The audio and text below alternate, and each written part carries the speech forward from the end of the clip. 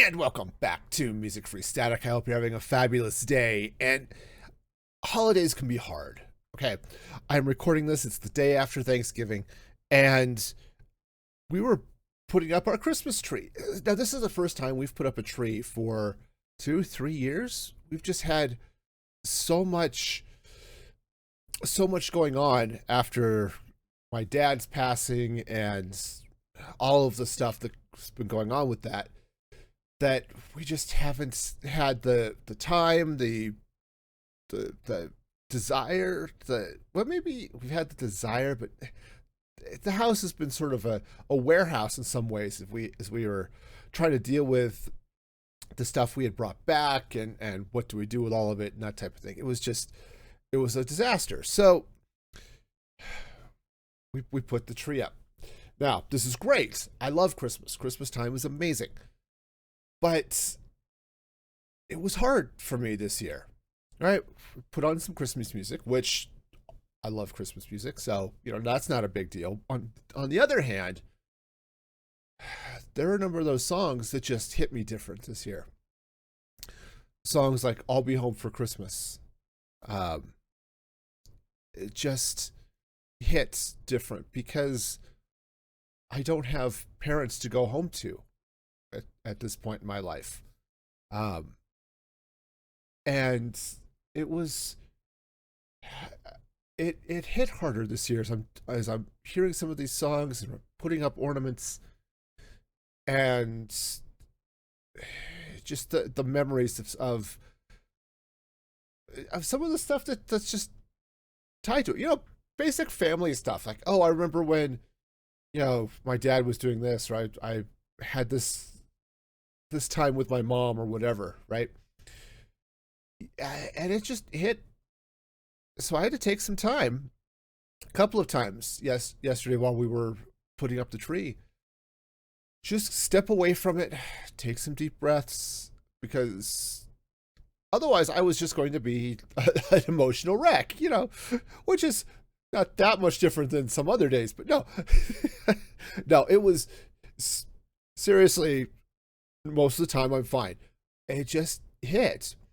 And I talked about memories and things that trigger them on the podcast a few weeks ago.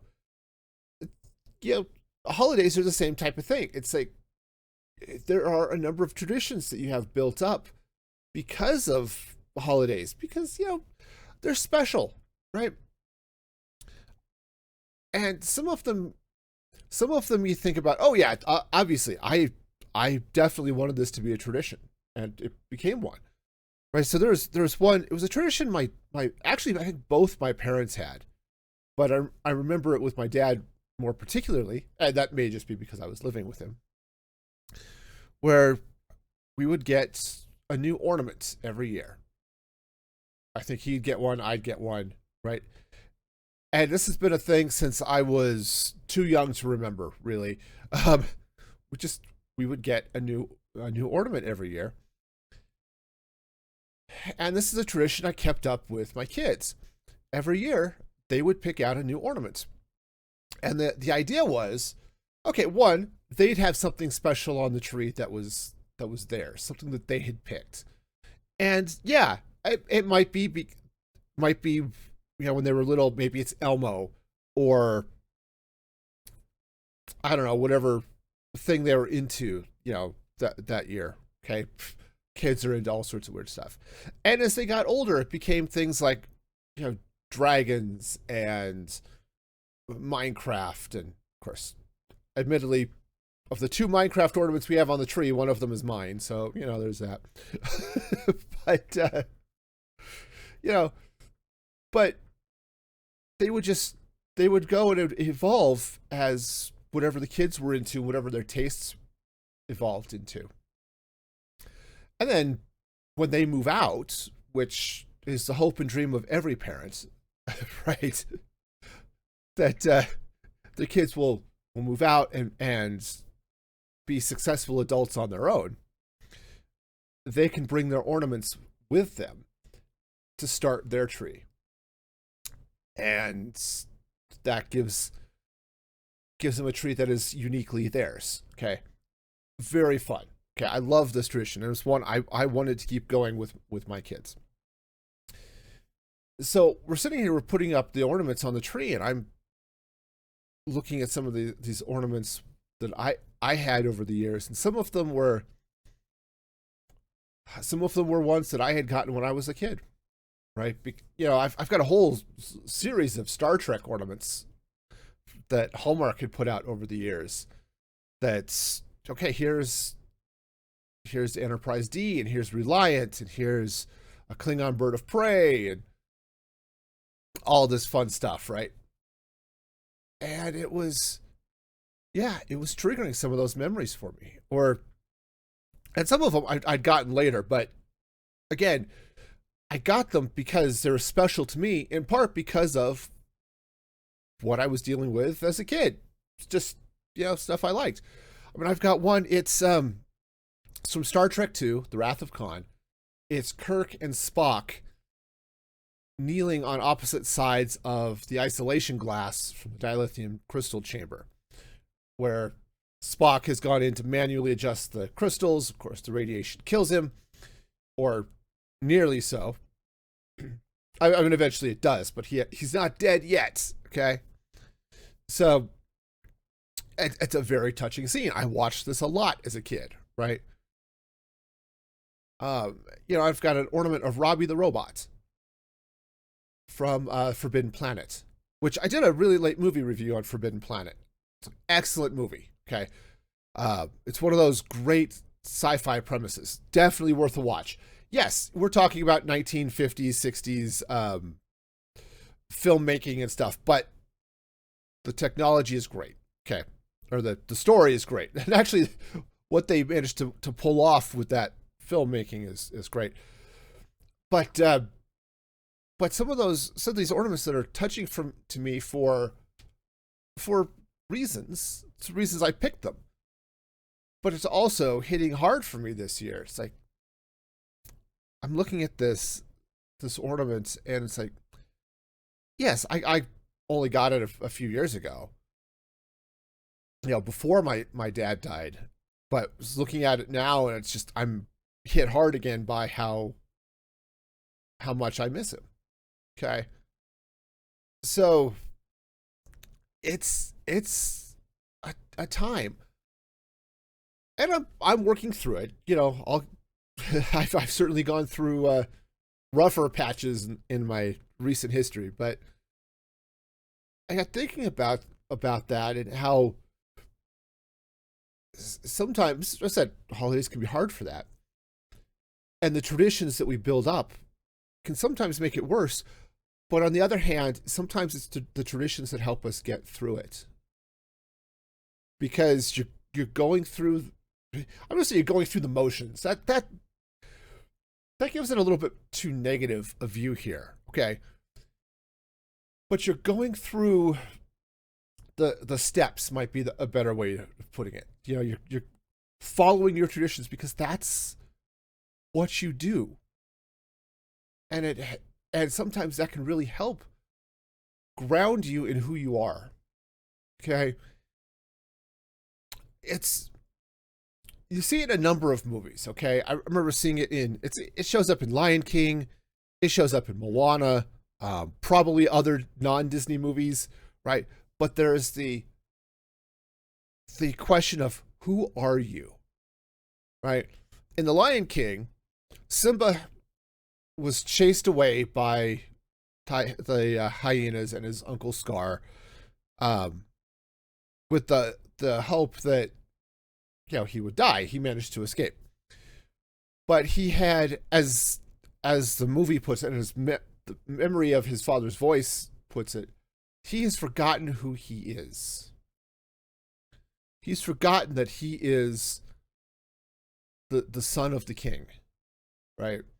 In Moana, she's not thinking back just to her ties to her parents, which are, and her island, which are definitely part of her, but more than that, it's her community, her culture, her ancestral history of, we were just destined to be sitting here on this island harvesting coconuts. We were voyagers, we were sailors, we were explorers. And that is as much part of her as being a daughter of her parents. Traditions can help tie us back to some of those things, the good parts of our history, that say, yes, this is who I am, and that's good. That's okay. That's a wonderful thing. And so even though it was hard for me, as we're pulling out the tree and we're decorating, and we're not going all out like we had done in years past. I mean, we're not the type of house that has its own soundtrack. Okay, turn to AM radio station whatever and listen to the music as it's themed to our outside lights. No, we're not that. Okay, never have been, never will be. But we used to put up Christmas lights outside. We used to have a bunch of stuff inside. My wife, I love this. She would always set up a little Christmas village, a slowly expanding Christmas village, actually, because what she decided, her twist on my tradition of getting a new ornament, was to get something new for her Christmas village. Okay, because she preferred the village to the ornaments, and that's awesome. That is fabulous. And so, sometimes it was, oh, here's a bigger little, yes, obviously. Here's like a little house or a building or, something, a barn, right, to go with the village. One year, they had them at Walmart. I was back when Walmart actually carried some reasonable Christmas village stuff. Now it's all sort of cheap and whatever. Sometimes it's cute, but yeah. But one year they had the lodge and the barn from White Christmas. The Irving Berlin movie. It starred Bing Crosby and Danny Kaye and that one. Fun. Love that movie, by the way. It's one of my wife's favorites. And because it was one of my wife's favorites, when I saw those in the store, those absolutely ended up under the tree. 100%. Because how could I not, when I found stuff for her Christmas village that was from her favorite movie, right? And now, when she can put that village up, and she can have those there. One of the things that is in her village is actually my grandmother's, because my grandmother liked to do this type of thing too. And she had this nice, it's a church. It's an old church with a steeple and all this stuff. And it's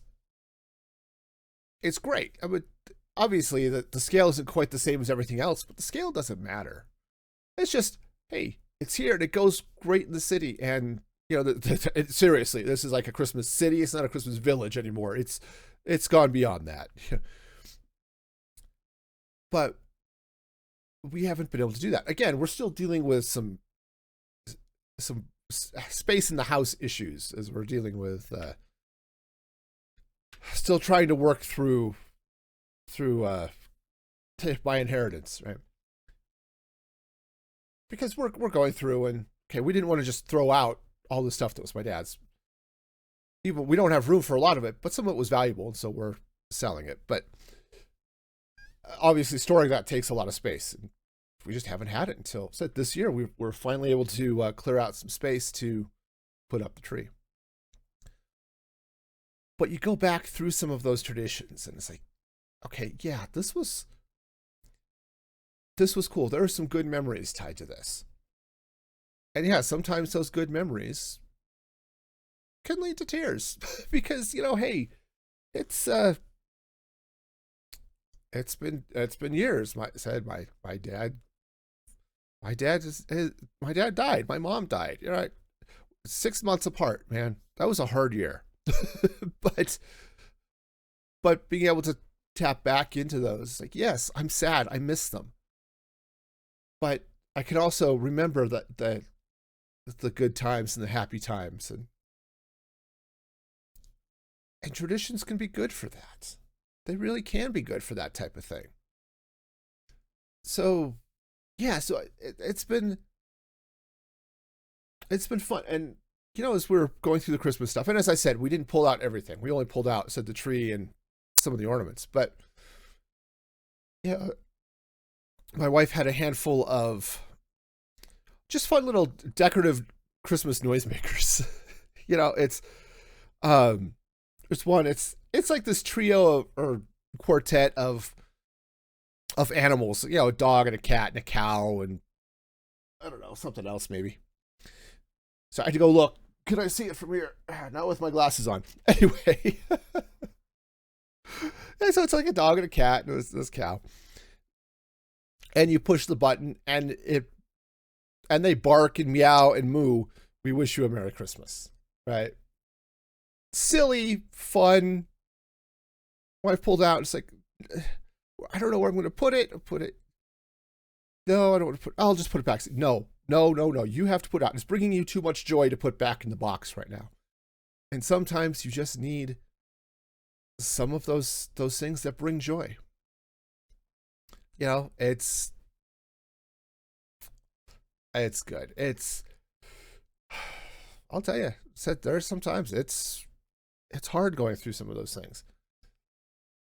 And yeah, there may be times when the memories are too raw.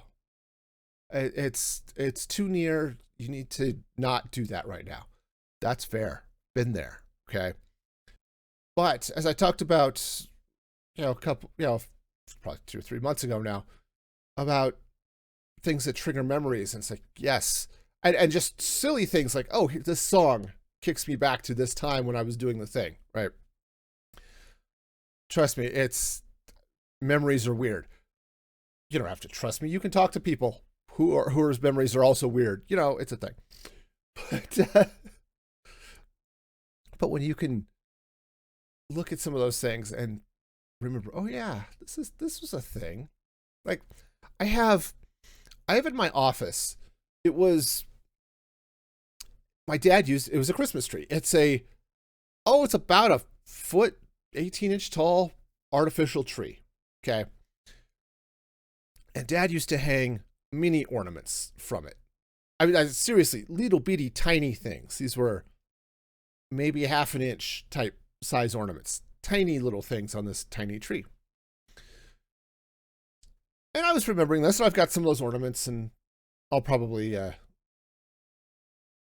so right now, the tree just sits in my office untrimmed just all the time, so I've got a little greenery. I may decorate it or not. I haven't thought about that as much, but that tree reminds me, one, of those times with Dad as he put those little ornaments up on the tree. But also when my wife and I were first married. I mean, literally, we hadn't been together for more than a year at this point. We had been married for more than a year.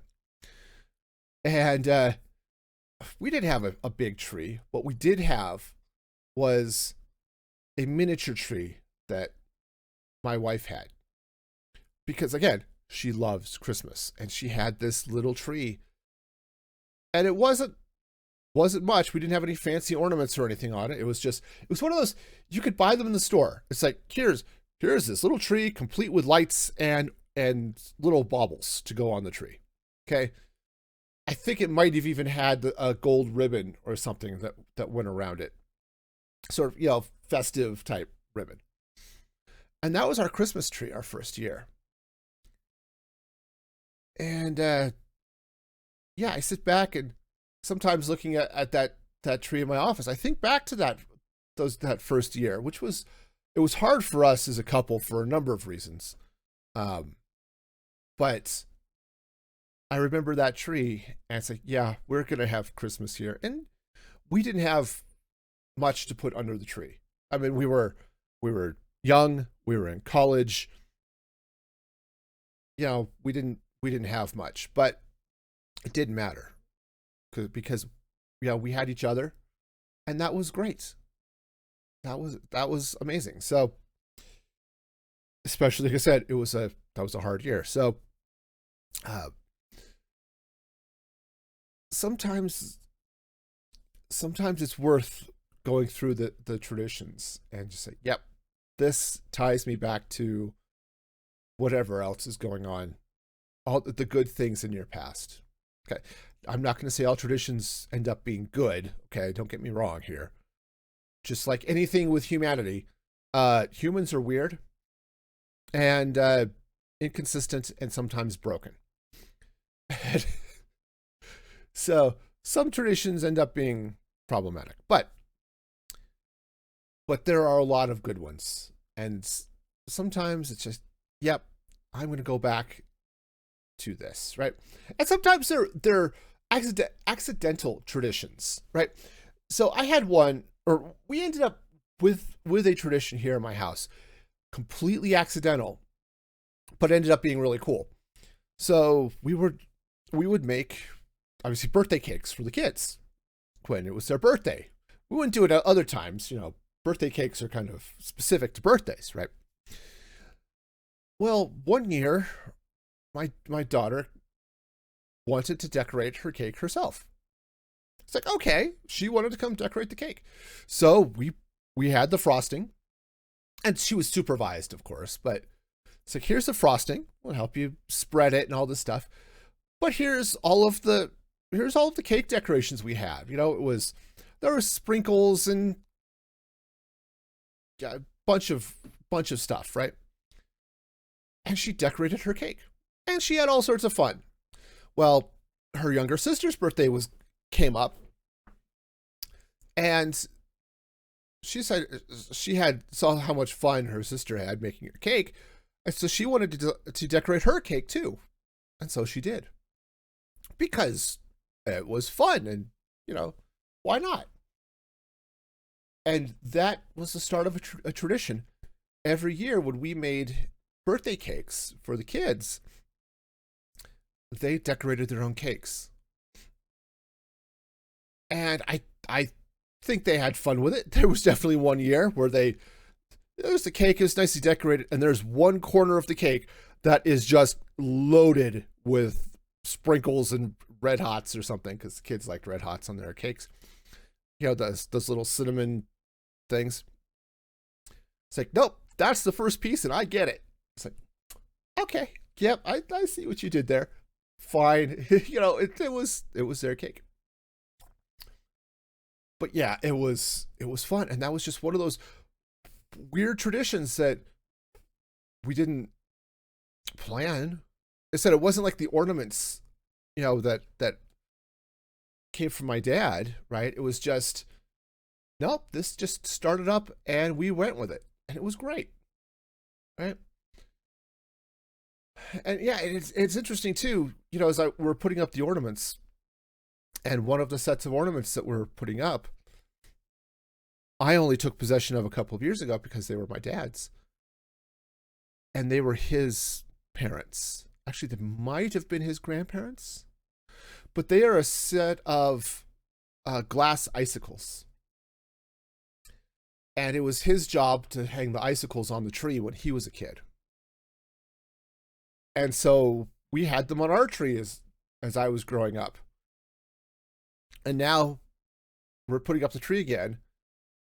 And we pull out the icicles, and my youngest, who's home from college, saw those. Oh, I love these icicles. And she's putting them up.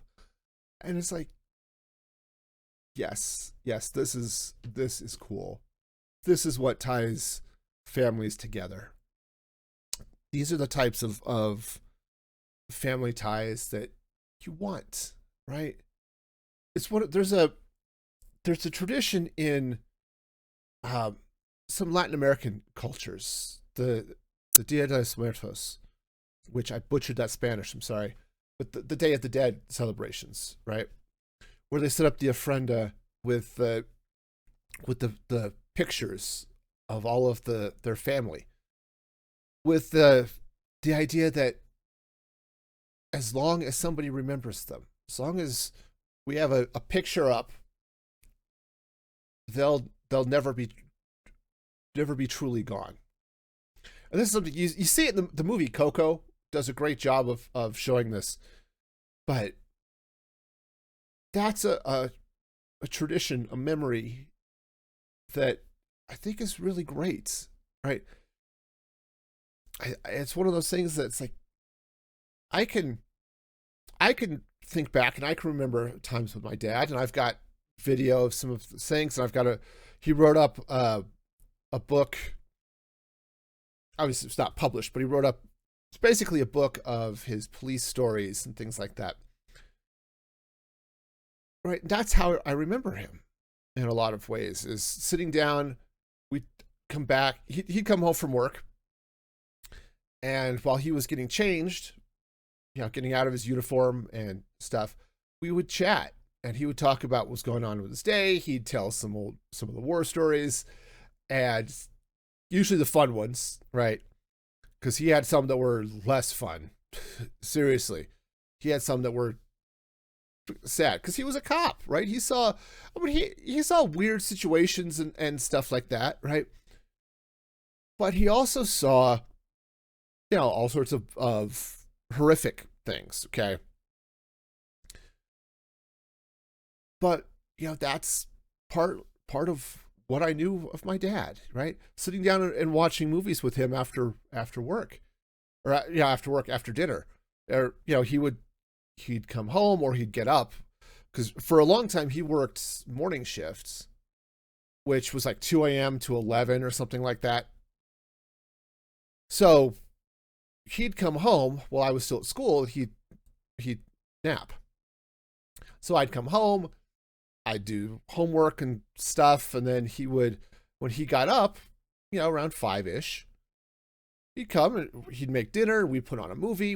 We'd watch movies and whatever else, and it was fun. And I never really did that with my kids. We didn't sit down and watch movies together very often.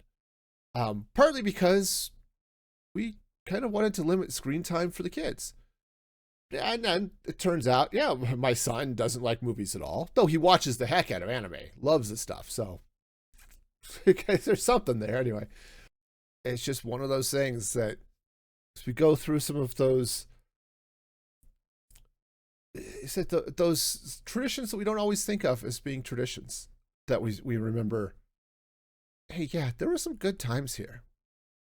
And then there's some, I love the story. There was, and I don't know all the full veracity of it, but I love the idea of here's this mother, she's preparing a ham for Easter or something.